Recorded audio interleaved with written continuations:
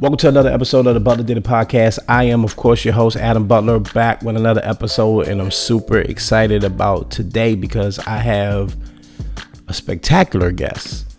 Probably the best guest I'll ever have on this show, and I mean that because today my guest is my wife. That's right, my wife Jen is going to be on the show. We're going to talk about the wedding. We're going to talk about planning a wedding in COVID. We're going to talk about submission. We're going to talk about growth in relationships. All sorts of stuff. It's going to be wonderful. I'm so excited to have her on the show, man. It gives you this little glimpse into what's going on in my household, man. And I'm just, blessed to have a partner that can jump on the mic with me and do some dope things. So without further ado, I'm not going to hold it up. We talked for a while. So ladies and gentlemen, I introduce to you the wonderful, the spectacular Mrs. Butler. Welcome to the show, baby. Thank you for having me. So all the way from downstairs. All the way, right. I thought about Zooming this joint, but you know what I realized? We're in the same house? Yes. I realized we're in the same house, and also I realized that you're my first in-person guest on this show ever. COVID How's that problems. feel? Yeah. But don't you feel honored? Well, COVID aside, it is an honor and a privilege to be a guest on the Butler Did It. So thank you. I've got a new habit on this show. I talked about on my last episode that you've encouraged me to drink. So before we get started, what are we drinking? Because I don't know nothing. We're drinking wine, I know that, but that's all I really This is a lovely Spanish vino hailing from, Madrid. Madrid? We don't know. But it's a Spanish red. And it's fabulous, full-bodied and wonderful. Hailing from Madrid, she says. So, I had been planning this show to talk about the wedding and all that. And, for the listeners and viewers of the show, they know that we went through the process. And I've been pretty open about our process, all the stuff we went through with the COVID wedding and the stress and all of that. And I was going to do this big recap and talk about the wedding. But I figured, it'd be much better to have my actual wife on the show. Hey, right? You know what I'm saying? So before we get talking, I want to talk to you about quite a few things. So, you're here with me. Before we get started, I want to ask you, how did you feel being a bride, planning a wedding during COVID-19? We mentioned it before, COVID problems and all that, but, how did you feel? Now that it's all over, we've been married for over a month now. How did you feel being a bride during that time? Well, those who know me and love me for me, it was kind of like a running joke that I wasn't a bridezilla.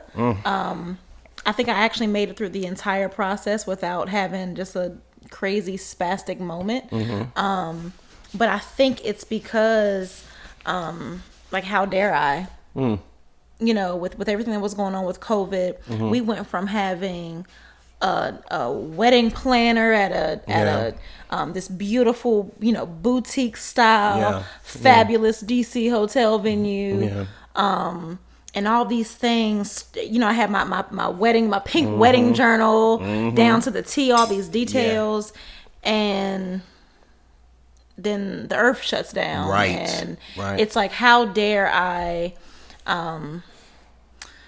I think I remember us having conversations and you saying it's okay to feel frustrated. It's okay to have just feelings that aren't, don't apologize for being upset about things because our wedding is changing. Because I felt guilt about, how am I getting so upset because we have to change our wedding venue and our guest size and all these things when there are people who are literally losing their lives, or losing their jobs, underemployed. Our kid can't go to school, so it's like, that was something that I grappled with a lot. I was a bride. This was the happiest time of my life. All the wedding events that were leading up, all of those looked completely different.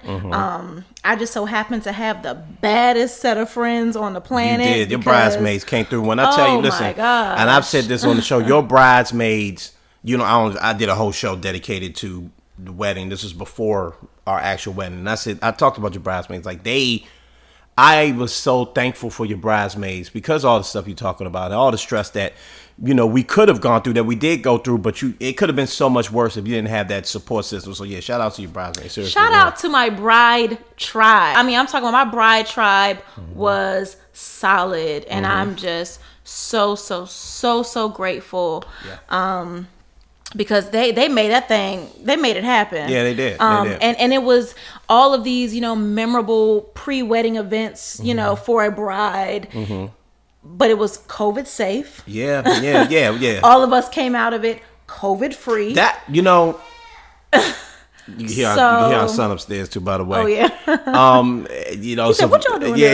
Right. Yeah. He's supposed to be asleep, by the way. Yeah, all the listeners just going to have to forgive this one. I'm not in the studio this time. I'm downstairs, so it just is what it is. But and he's 6, so get into it. Yeah, you got to just enjoy him. He's part of the show. Yes. It was. You definitely had a great support group. I had a great support group. Yeah, your groomsmen my came groomsmen all came the through. way through. Yeah, definitely came through. But it was different, and there were moments I know for myself, and I felt it for you. Really, mainly because it was a weird thing where I was like, you know what, I'm going to be fine, and I hope you understand what I'm saying. I felt like I'm going to be fine no matter what happens, as long as the end result is we get married, right? I wanted a beautiful wedding and all that, but I think I got to the point where I was like, you know what? I just feel like I'm gonna kick this glass over. I was like, not on my floor. No, I'm not gonna kick it. I felt like, you know what? I'm so worried about her not having the opportunity to have the day that she deserves as a bride and as my bride. You know what I mean? So I got to a point where it was a couple of weeks before, and it had nothing to do with what was going on and with anything, but personally, like, everybody around us was doing their job. I was getting mad at like the president.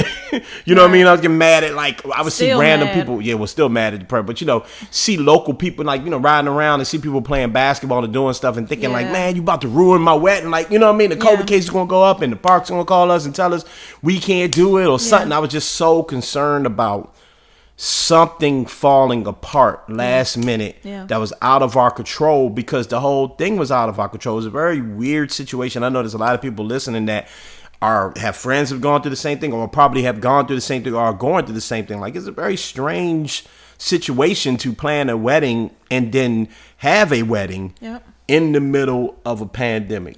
Super strange. Super strange. I can't, I don't even want anyone to be like, oh, you don't know who she is. I don't know who she is, but she's this like fabulous editor for this, I don't know, but she is a public figure of some sort. Yes.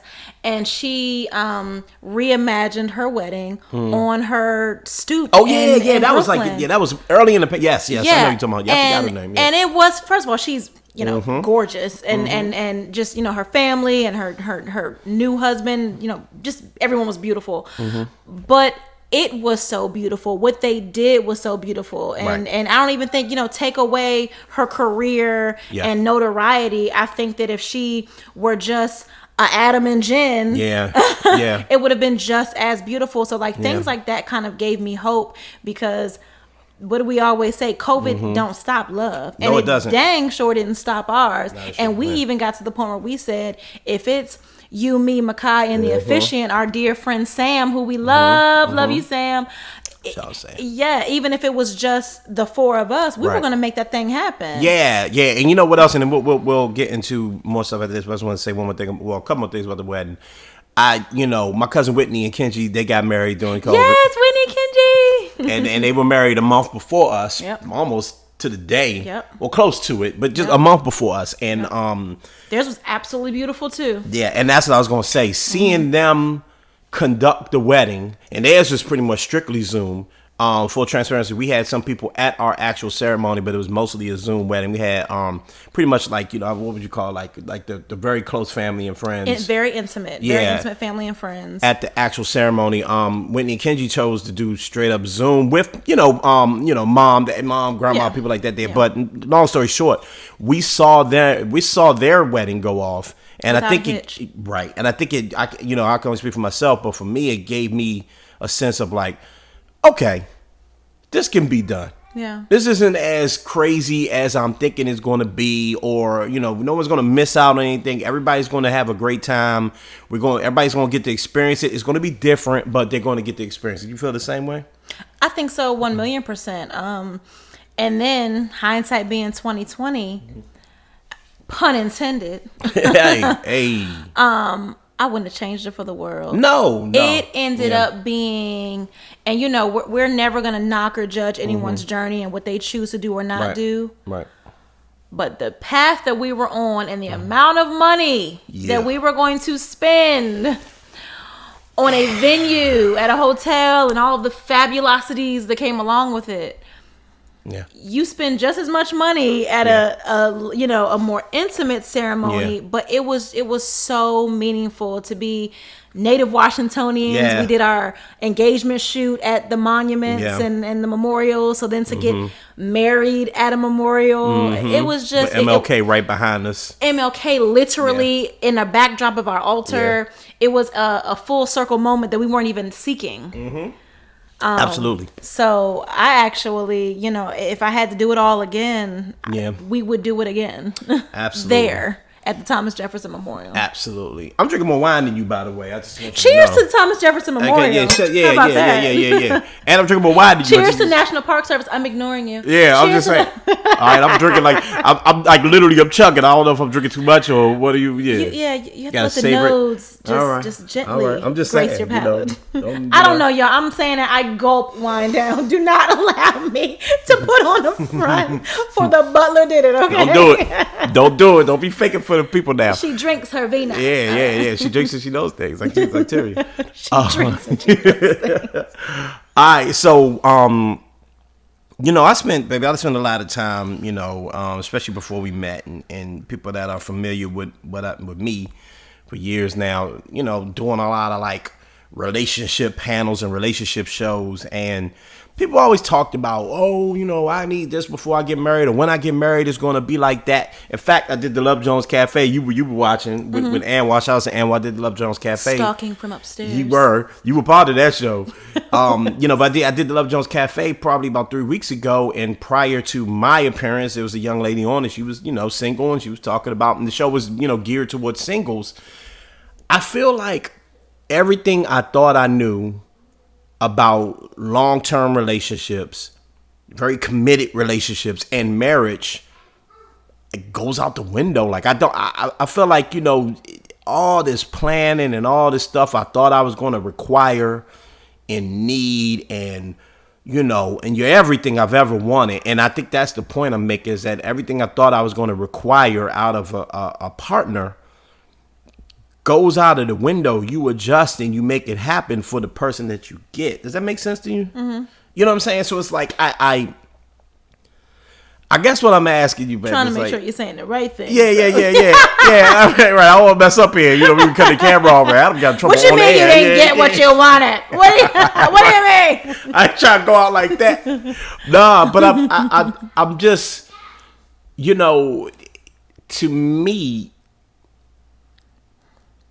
it's a very different feeling being married, but it's not like a shocking feeling. It's like, I'm trying to figure out how to say this. It's like I feel like it fits like a glove, but it's nothing I ever thought it was going to be, even That's in right. the short time we've been married. You see what I'm saying? That's right. Yeah. I completely understand, but I understand from the perspective that for me, aside from just being completely obsessed with calling you my husband, and every opportunity that I get, I'm going to announce you as my husband, like silly stuff, like husband, would you mind passing me the salt? Like just like silly stuff. Yeah. But aside from that obsession, we were so intentional from the very beginning that our relationship itself hasn't changed. Like the feeling of our relationship itself hasn't changed. And we've both been in long-term relationships. We've both been, thought we knew what love looked like, or thought we, knew what we wanted, or whatever. Yeah. All of that went out the window when we met and when we connected, and literally have been hip ever since. Absolutely. one of the things that came up on the show was the idea of submission. And this conversation comes from what is Jeezy's fiance name, Young Jeezy's fiance, whatever her name is, the host on the Real. Yeah, she brought up wanting to submit and all this, and this conversation comes up, submitting this, that, and another. And it was asked, I was asked about submission when I was on that show, right. And I didn't really know how to answer that question because I don't require like submission from you. You know what I mean? When you were single or dating or whatever, like was the idea of submission something that you were into or something that you felt like was was necessary or not necessary before we got married? I'm about to say, this is a serious question. Me submissive? Right, but it's like because it's a thing that comes up so much, and like it seems to be something that I hate to be y'all single folks, but it seems to be something that like single people are caught up on. I have my opinions on it and whether they should or should not be caught up on that, but I wanted to ask you first just what you thought about like that whole submission idea and everything. Yeah, I don't think that submission is a real concept anymore. Especially, and I agree totally with what you said with what the public opinion of what submissiveness looks like. Yeah. I don't think that really exists anymore. Strangely enough, as progressive as I know that I am, and honey, I am the star, all of these things that we know that I am. Quick sidebar. Yeah. My father was giving a speech at the wedding. Okay. And my dad I podcast for a reason. It's the best orator you have ever met. My dad is, the great debater. He's Mark Antony. He's he's He's Cicero. amazing. He's literally all of like. He's amazing. Okay. When he speaks, yeah, everyone listens. He is amazing. Yeah, I'm still trying to get to where my father is in regards to being an orator. So he's giving this speech at the wedding. Hey, give me a kiss. Yeah. Got Chanel lip gloss on your lips. Wash it off with some wine. So my dad's giving this speech, and please keep your thought. I don't want you to lose your thought. My dad's giving this speech, and he's like, yeah, when you think about what you wanted to be when you grow up, and you're thinking about that. And this is our wedding toast. This is our wedding toast. We're sitting right over there. For the people that's looking on YouTube, we're right over there, okay? And this is when you think about I know my dad, he's trying to set up something. He's just like me. When you think about what you want to be when you want to grow up, my wife goes, a movie star. And then my mom goes, she's right. She did. She wanted to be a movie star. So when she says she the star, that's the facts, Jack. But the whole truth, Ruth. Okay, but you okay? Yeah, I'm just saying. But no. But when I say star, for those who have no idea who I am, never met me, when I say star, trust me, I'm not a pie in the sky, Right. No. What I mean is I'm a boss. Yeah. And I demand. Yeah. No, but that's real though. You have you are a type personality. You have a type A personality. I definitely am type A. I'm definitely type A. And I say all that to say that even though I am a very strong-minded, very present, when I come into a room, you're gonna know I'm in there. That's just my personality type. Like I said, love me for who I am. I value things in a traditional, kind of household setting, which may kind of contradict how strong-willed I am. Like, for example, and people can agree or disagree, that's absolutely your prerogative. I enjoy doing, and actually kind of forbid him from doing things like I like to cook, I like to clean, I like to do the laundry, because like I like things just so. And I don't know, just as a woman, that just makes me feel like that, different things that I enjoy doing, and I do attach it to my role as the wife in the home. And this is in no way, me subscribing to any kind of station in the house. It's just, and I don't expect them to go out and hunt and haul in our meal, and it's not. It's actually, it's not, prehistoric. It might sound a little outdated, but it's just, everyone's a little different. While on one hand, I think that we are 1,000,000% equally yoked. He is, the right to my left, like he is, like him and I are, complement each other in so many ways. I'm also okay with him being the head and me being the neck.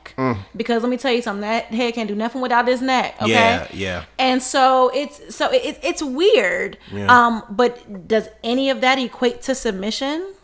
No, I think it's respect, and that's what I when I told Anwar and them that it's about respect more so than someone having to submit to me. And so to answer the original question, when I said I was tell people what I thought, like I think people are too caught up on submission and what submission means. I think you can go ahead and let that go and approach it from the aspect of respect. Do you have your partner's respect? Does your partner have your respect? You have to start there. Love, all of those things come from that. You'll be madly in love and then you'll be, angry with each other, right? But if you have that respect and that love there, then I won't be upset because she asked me to do something, or I asked her to do something, or if something comes up, I need to feel heard, right? And listen, and not even listen to, because again, it's not about you need to do what I tell you to do because I'm the man up here and blah, blah, blah, blah, blah. I just need to know that my opinion is valued and that you're understanding what I'm trying to say. We could disagree at the end of the day. We have disagreed many times, right? There's plenty of things where it's like, you know what?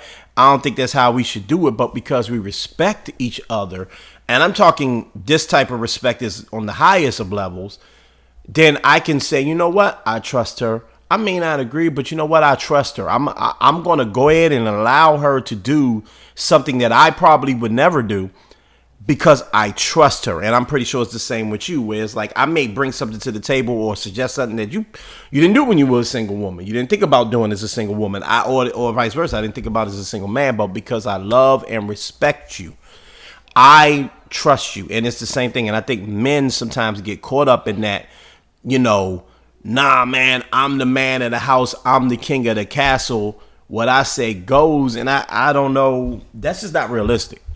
No, this is not realistic. Nor is it, but that goes on both sides, because I don't think it's realistic. Going back to this very misunderstood definition of submission, it's not realistic on either side, right? And going back to that trust and respect piece, which obviously that they're in tandem. Trust on a whole nother level, because not only was I single, but I was a single mom. Yeah. And you came in and you don't have any children. So you came in having to completely trust, my process, because that was foreign to you. And then I had to become vulnerable enough to kind of relinquish the reins, because I was used to, it's me and my kid in this house. Right. And me and my kid, like, I run things like this is me and him and him and me, and I run the show and I make the decisions, and you have had so much patience and grace, and patience, and just love, and just an overflowing and abundance of love, that you trust. Obviously, I know what I'm doing, but you trust me in even situations that were either foreign or maybe even uncomfortable, and then I trust because I lean on you and rely on you for everything. So like you stepped in and you've had perspectives, and you've had just directions that were quite frankly, the right ones to take, the right things to do. And that in itself is a testament to not only like, you know, our relationship, our love, but submissive what? Like that's strong. But it had to have been hard. And I don't think I've ever asked you this, but it had to have been hard for someone to allow a man in. You just gave some examples as to why you ultimately trusted me. But it had to be hard in the beginning. You know, you're a single mother. Your number one priority is to protect your child. You know what I mean? It had to have been hard to say, I'm making the choice to allow this man into my home, in my space, around my son, you know, and get to the point where not only is he in my son's life, but he is a factor in my son's life. He's not just, hey, buddy, high five, see you later. He's someone that my son looks at and, you know, loves, you know, and you know. And let's cheers to that. Yeah, let's cheers. You went from Mr. Adam to stepdad. I'll take it, man. Cheers to that. Salute. Yeah, definitely. No, it definitely was not easy at all. But one thing that I've always said about us from the very beginning, this was not play. Yeah. Nothing about us was play. You were never play. Like, you know, women out there, you know, and I'm not putting it all on men because sometimes women, you know, be some bags of foolishness sometimes too, but the games and the unintention and the you know, not being transparent, not communicating, not keeping it real, you know, just like all of these things that you can, you know, encounter in the dating space. You know, wasting somebody's time, .net, .org, .edu. It's just ridiculous. You never .edu.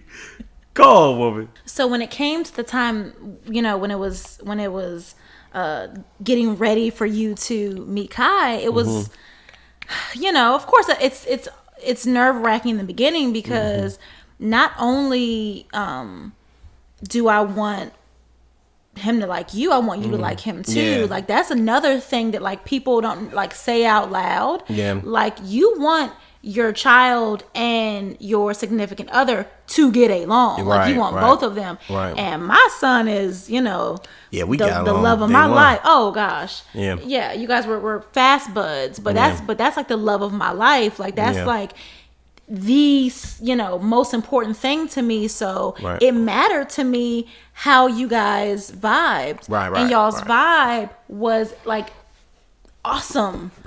And has grown to be, I don't know, I wish there was a better word than awesome. Like it's just, you know, you guys we are a family. The three of us are a family. Obviously he has his own father and his like, you know, he has a whole he has a blended situation now. He has a family with us. He has a family on his other side. He is a very lucky little boy. He is, and I'm a lucky guy. I mean, because that some things you can't explain, right? Like, you know, I like kids generally, you know, that's, you know, there's no kid I've ever met when I'm like, I don't like the kid, but it's different when you meet a kid and it's like, you know, wow, like, this is my kid. This is mine, you know what I mean? This is something different, you know what I mean? And so, you know, that goes without being said, and I love that boy, you know, and so that's what it is. And, you know, it's just, again, you have an idea of how you think things are going to go,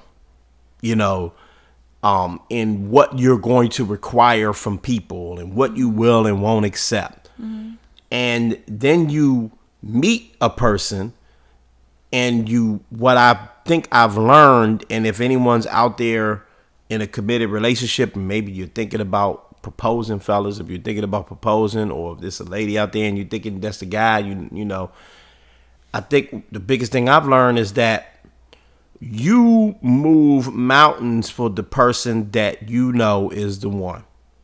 You do what you got to do in order to make that work. It's not about your set of standards anymore. Yeah, you're going to have, of course, she had standards. Don't get me wrong. Like, there were things that she required from me that I know I needed to, I needed to meet.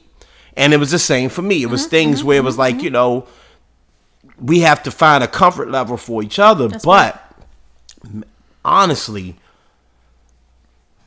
they say you want to make God laugh, show him your plan. This was not, this wasn't a plan of mine. It wasn't like one day I'm going to meet Jen and this is going to happen. It was, oh, damn, I met Jen. Now I got to make it happen. You know what I mean? And so, made it happen. I'm still trying to make it happen. You know what I mean? And that's what I think I've learned very early on, that this is a work. You have to continue to put in work for this. This is what every married person I know in my life, and thank God for our married friends, right? Oh yeah. That's what they tell us. That's what we know, that it's a continued work. It's like a painting. You keep working on it. It's a piece of art. You keep working on it. You keep perfecting it. And you keep investing in it. And in order to invest in it, you have to respect what you're doing. You have to love what you're doing. And I love this family and I love her. So that's why we are where we are right now. And we have to continue to work on this and build this. Mm-hmm. You know what I mean? So, for me, this is a bit of a full circle moment in my media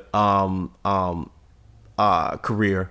Because I'm the guy that made I'm Single, because I'm the guy that made that documentary, right? I'm the guy who at one point, I'll never get married, and I'm Mr. Single, blah, blah, blah, blah, blah. But it's like all the things I thought I knew.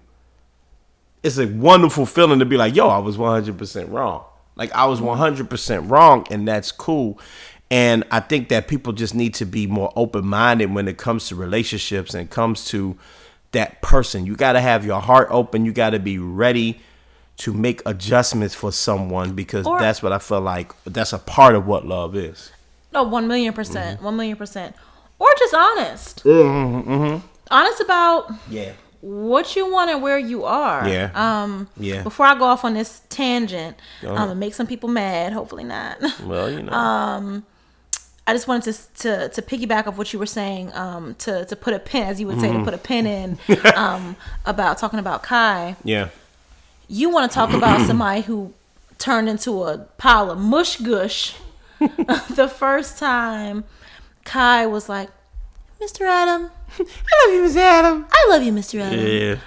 Yeah. Oh my God. I about fell out into the floor. Yeah. Because you want to talk about not having a plan, not knowing what right. I was a person who had a child and it didn't work, and work with the person I had a child with, I was convinced that was it for me. I was convinced that it was like, oh well, we gave it a good college try, and right. maybe this thing isn't for me. Then I meet you. Yeah. My entire life changed. But hearing my son tell you genuinely, I was in a whole different, I was in the kitchen. Yeah. And Mr. Adam, I love you, Mr. Adam. I literally about fell out into the floor because it was just so beautiful, and it was just further proof. Like, obviously it's been proof, but just continued, affirmation of that proof that God, purposed this thing. Yeah. and this is us. Yeah. But back to being honest with yourself and others, friends. If you're dating and you don't want anything serious. Yep. Or if you're dating and this person doesn't really ring your bell. Or if you're dating, I don't know, just to get to be on the receiving end, just to get something, not really wanting to give nothing. If any of those things are applicable to you, you should probably stop dating. Yeah. And just call it for, or I don't know, but okay. And I don't want to get too deep, because it's like literally one podcast that you invited me on. You might not ever invite me on again. Man, listen. This is what makes it so difficult, because our generation, like, what is talking versus dating versus kicking it versus like all of these like colloquialisms. It's about intentions. But it's about intentions. It's about intentions because you're talking, because I get it. And we played our games. I played mine, but never with me. No, never because once. I was intentional. And why I was more intentional with you than anyone else is because that's it's literally because, right? And that's kind of that mystery thing that goes on where it's like you never know the one until you meet the one. You just don't know. And that sounds weird, but it's true. That's real. You don't know the one until you meet the one. The one real. is just the one. It's a reason why you don't know, because you haven't met the one yet. That's the best way I could put that. But because we've all felt like, oh, I've been in love. Yeah. Let's be clear. Look, I'm the first one to be like, oh yeah, I thought that was love. I thought that was it had to have been right. Yeah. Let me tell you something. Love is this. This is love. This is love. Like, love is, like he said, when you vibranium. But love is about intention. You have to be intentional, and you don't got to think about it. Like, there. But I want to stress that to the fellas, man, seriously, because it's a scary thing to do, and I've expressed that to you. Like, it wasn't. I remember you going, "No, you because on that." It was hard for me to be like, you know what? I got to tell her what I want from this, and I have to act as if I can't be too cool. I can't let my fear ruin what I want from this. You know what I'm saying? And that's a tough space, I think, for some men, because our pride kicks in. We don't want to be hurt. You know what I mean? We don't want to be embarrassed and all of that. You know what I mean? So, in order to put yourself out there in a way, and we don't got to get, super duper personal, but like, obviously this is my wife. I put myself out there in ways that I've never put myself out there before. Telling her things I've never told people, expressing feelings and thoughts that I've never expressed to anyone before, because I had to be able to trust that she can carry those things and protect those things for me. That's why I keep going back to trust. That's why trust is so important for me, because I can't be intentional if I don't trust you. You can't be intentional if you don't trust me. You know what I mean? And we all been through so much with past relationships or what have you, good, bad, different, ugly, whatever, that, we all come into our new situations with battle scars and baggage. All of us do. Everybody does. If you in your 30s and you dating, you got scars and wounds and PTSD and probably some kids. And probably some kids. Probably some kids. You know what I'm saying? So you it's different, but you have to be super intentional, and that was my main goal. Whatever it was, love at first sight, whatever it was, it clicked for me. I knew I wanted to be intentional. I knew I wanted to try for this woman. I knew I was going to, if I was going to go out, if it wasn't going to work, I wasn't going to be able to say to myself, man, you could have did this better, or you didn't try. I was going to use a sports metaphor, I was going to leave it all out on the field. All of it. Every single ounce, blood, sweat, whatever was going to be on the field, because I felt like you were worth it.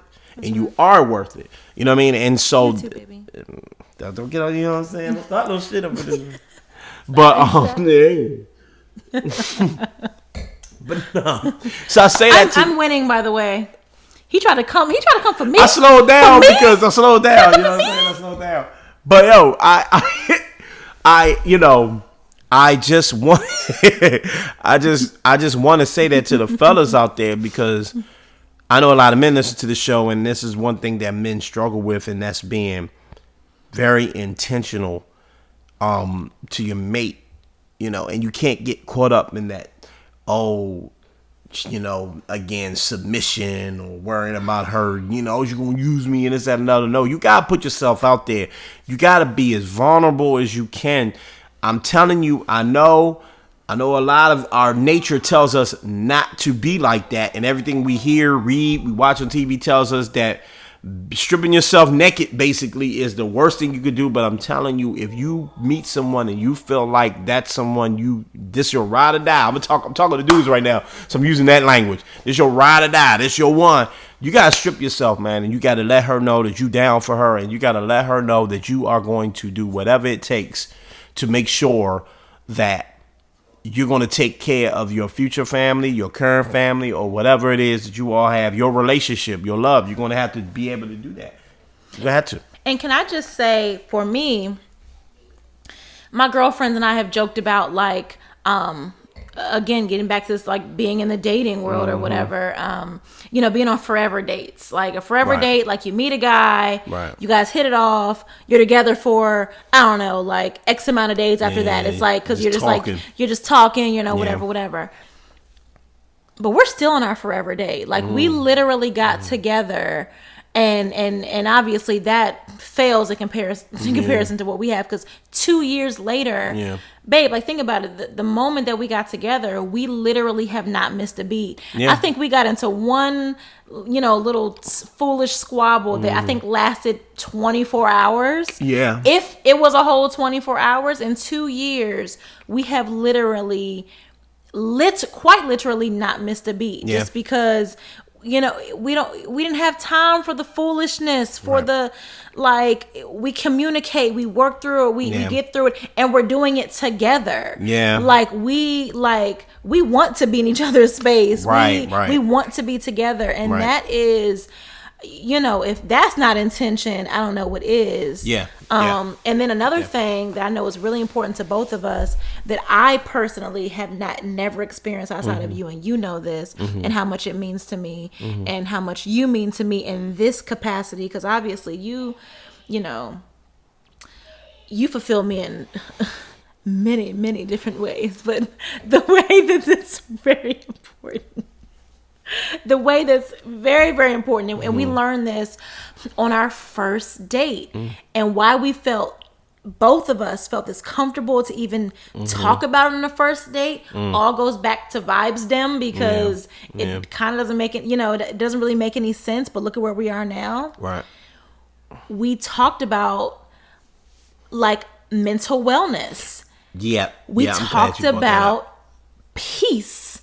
We talked about about just being comfortable talking about things that we were experiencing. I've never been able to be as candid with my anxiety, my panic attacks, with anyone on the planet before you. The fact that I can say it right now is because of you. I could never do that before. I told you, I don't know how many rooms I've been in having a whole panic attack, and no one would know. Yeah, I'm glad you brought that up, and that's a great point to start to wrap this thing up, because I'm so happy you brought that up, because some stuff just is unspoken. Some things are just the secret sauce for our personal relationship. And the biggest thing I've learned, even from my married friends, is that every relationship is different. You can't look at someone else and go, that's what I want to be, or that's how we're going to do it, or that's how I'm going to do it. It's completely different for everybody else. And for us, we did. You're absolutely right, baby. Like, we bonded over the fact that, and again, the listeners to this, what I'm about mental health, but I'm going to be honest with you. It's real easy for me to hop on the microphone or do a video about mental health. I never felt like I could talk to someone about my mental health in my life. There was no person that I could just be and relate to. So when when we were on our first date and we were talking about that, we were on our first date talking about mental health, by the way, mental health. So yeah, you're right. Like, we were able to bond over that and really relate to that. And that's important, because we have to, at the end of the day, you're responsible for your mental health. I'm responsible for my mental health. But I have to be responsible for my mental health in order to be the best man I can be for you and for this family. And you have to be responsible for your mental health to be the best woman you can be for you and this family, for me, and this family. You know what I mean? So I'm so happy that we were able to have that, because I think that, especially for African Americans, that's where a lot of us fall off. We don't have a grip on that. We're not there yet. People fight. We've had arguments, just to be super transparent, where at the end of the day, where I've had to be like, listen, I'm sorry. I'm just having a bad mental health day.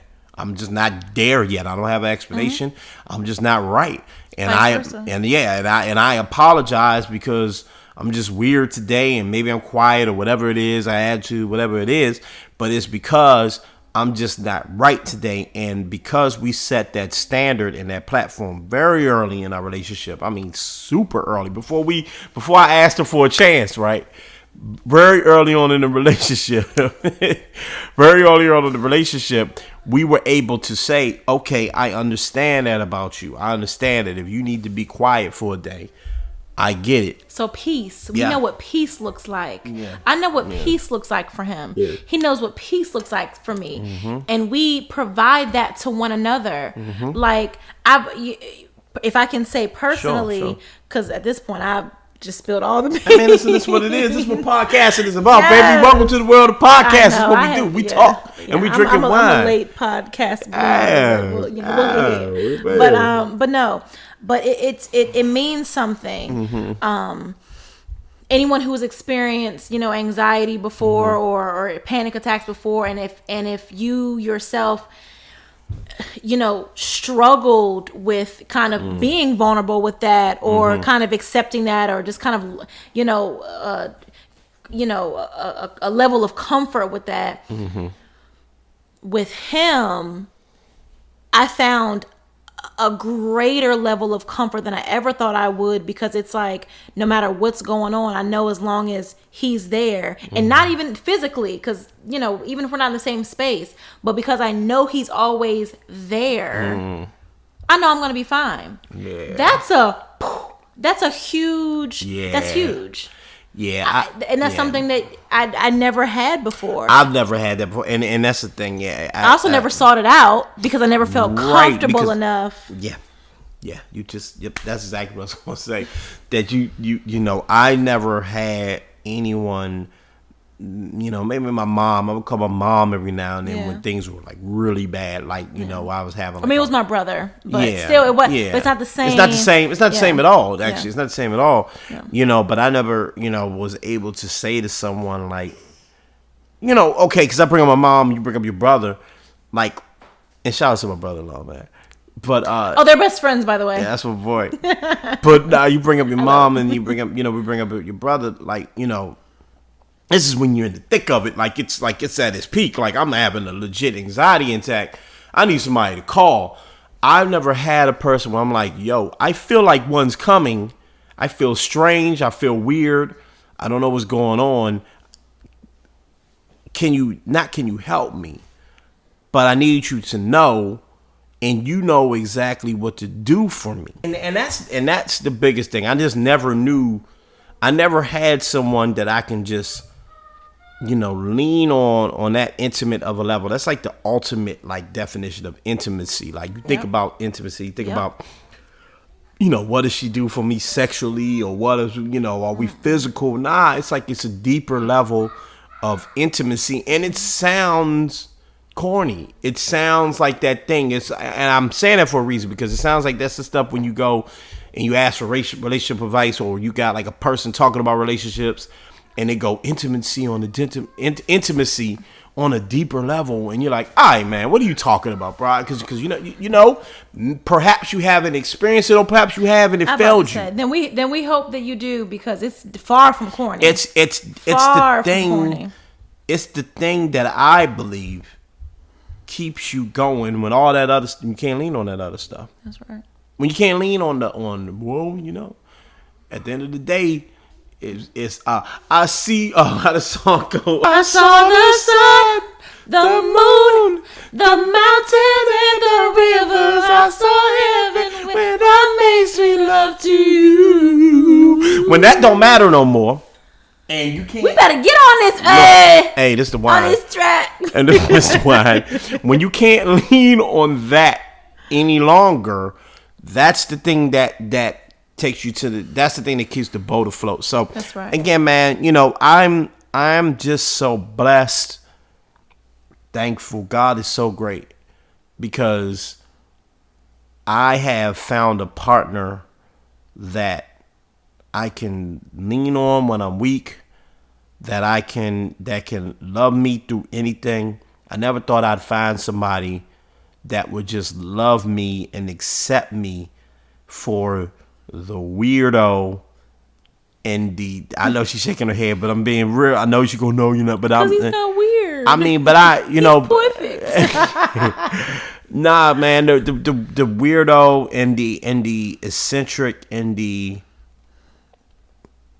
complicated guy that I can be, you know. The amazing man. I love you, baby. I love you, baby. But I I'm saying that because I know what I brought to the table. I know the positives, but I also know the negatives that I brought to the table, and I know the adjustments that you had to make to me, and maybe they were easy because we love each other and with that respect and all those things we're talking about. But I know how I can be, and I know why I was afraid to open up for a long time, and why I am no longer afraid to open up is because you accept me just for being the person that I am. I can be everything, every single piece of me I am openly.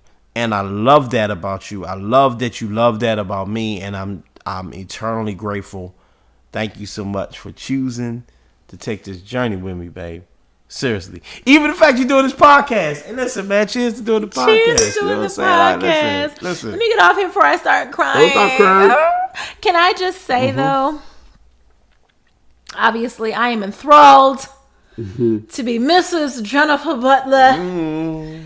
Jen Butler, JB, Jen Butt. I'm still working on that. But I came out of this. I'm coming out of this, obviously, with this pillar of a man, a mother-in-law who I'm obsessed with, a father-in-law who I adore, a brother and sister-in-law who I'm in love with. Like, I'm so happy I have a brother and sister-in-law.